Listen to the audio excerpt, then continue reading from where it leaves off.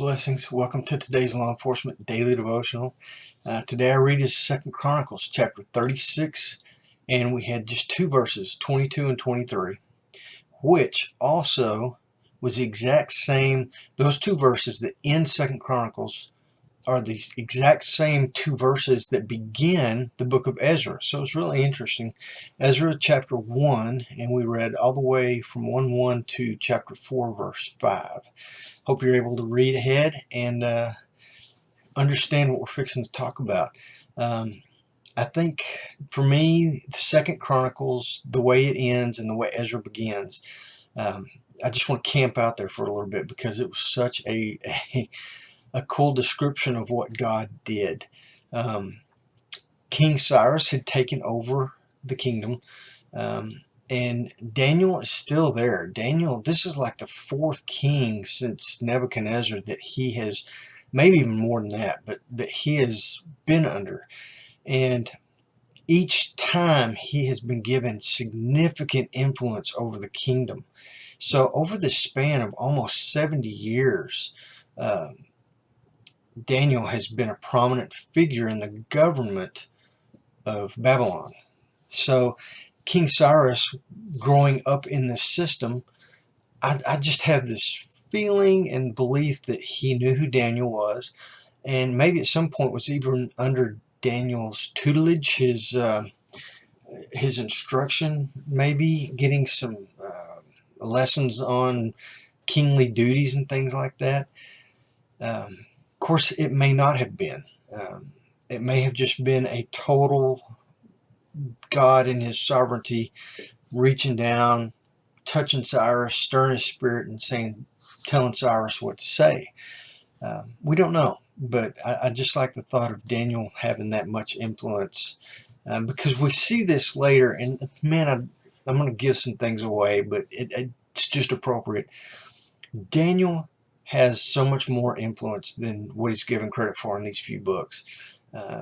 Because when we see the Magi who come from the east, when Christ is born and they follow the star and they know that it is a symbol from God, it is they follow the prophecy of the star to the newborn king. These Magi would have grown up in a system that Daniel created in Babylon. These were the men from the east. This is where they came from, and it was under that system that Daniel taught and had influence over, even up until Christ is born. And we see Daniel even in the gospel. So I don't think it's too far-fetched to think he had influence here on King Cyrus and what's going on and what's taking place in Babylon. But we see that he makes this decree, and he says the God of heaven he is the God of gods. He is the ultimate God. And he is the one who has allowed me, King Cyrus, to take over this kingdom. And they basically ruled everything.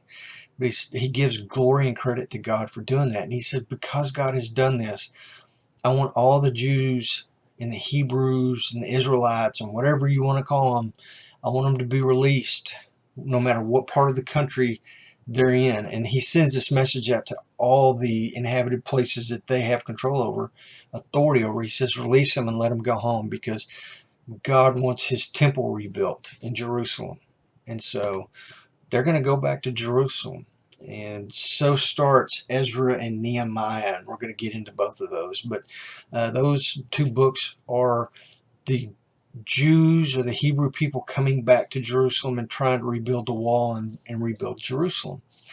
And it goes to the fact that what God had told mankind in the beginning with Adam and Eve, and the same thing he's told us throughout history, is that he wants us to be image bearers. He wants us to go out and populate the earth with other image bearers and to carry out his dominion, his rule over the earth, so that everybody knows God and everybody follows God's rule, because it's his creation, his kingdom. Well, the Israelites go back, and we see here in the first part of Ezra, they have an opportunity. Their enemies come to them. And they say, hey, let us help you build this temple, because we want to worship God too.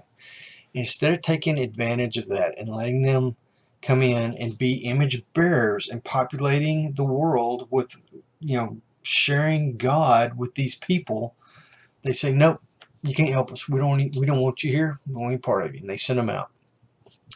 And as we go through Ezra and Nehemiah, the Jews do come back and they do reestablish the kingdom, but they do not follow God's decrees. They do not carry out God's plan. They keep and continue to keep shutting people out and not allowing anybody in.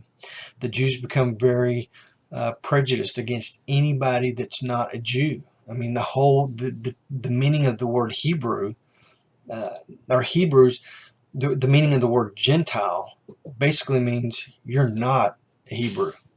If you're not a Hebrew, you're a Gentile. That just means everybody else.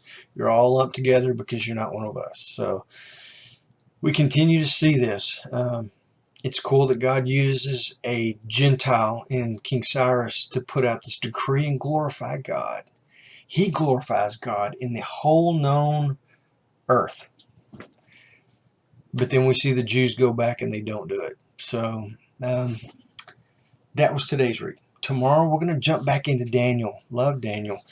We're going to read 10, 11, and 12. So read ahead. Come back here tomorrow and let's see if we can get a law enforcement takeaway. Until then, be safe.